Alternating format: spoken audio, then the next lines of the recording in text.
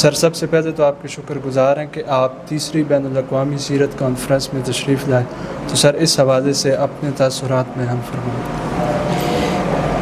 بسم اللہ الرحمن الرحیم۔ میں آپ کا شکر گزار ہوں، اور خصوصاً جو منتظمین ہیں حضرت دیوان کریم کا، ڈاکٹر ابوالحسن پیر محمد شاہ صاحب کا اور ان کی پوری ٹیم کا، کہ جنہوں نے عہد نبوی میں سماجی تنظیمات، اطلاقی جہاد کے حوالے سے ایک وسیع کانفرنس کا انعقاد کیا ہے۔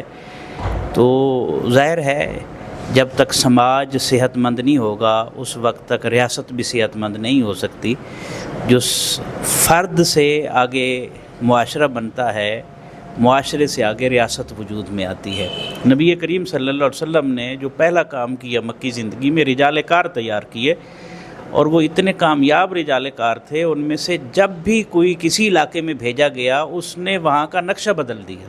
دو مثالیں میں عرض کرتا ہوں۔ حضرت جعفر طیار، جنہوں نے شاہ حبشہ کو مسلمان کر دیا اپنے ڈائلاگ کے ذریعے سے۔ دوسرے حضرت مصعب بن عمیر ہیں، جنہوں نے یثرب کو مدینہ بنانے میں اپنا کردار ادا کیا، اور رسول اللہ صلی اللہ علیہ وسلم جب ان کی دعوت پر تشریف لے گئے تو مدینہ کا اکثر حصہ جو ہے یثرب کا، وہ مسلمان ہو چکا تھا۔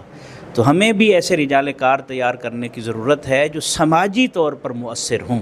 جب تک سماجی طور پر مؤثر رجال کار تیار نہیں ہوں گے اس وقت تک معاشرے میں تبدیلی جو ہے قومی سطح پر ہو یا صوبائی سطح پر یا علاقائی سطح پر، وہ ممکن نہیں ہے۔ اور بحیرہ شریف مبارکباد کا مستحق ہے کہ 1925 سے لے کر اب تک اس نے ایسے کامیاب رجال کار تیار کیے ہیں کہ ان کا تیار کردہ بندہ جہاں بھی موجود ہے وہ اپنے حصے کا کام کر رہا ہے، اور لخت لخت امت کو جوڑنے کی کوشش میں مصروف ہے۔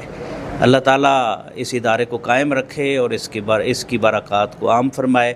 میں اس کامیاب کانفرنس کے انعقاد کے اوپر منتظمین کو، اور خصوصاً دیوان کریم اور ڈاکٹر پیر ابوالحسن محمد شاہ صاحب کو خراج تحسین پیش کرتا ہوں، اور مزید کامیابیوں اور کامرانیوں کے لیے دعا گو ہوں۔ جزاکم اللہ۔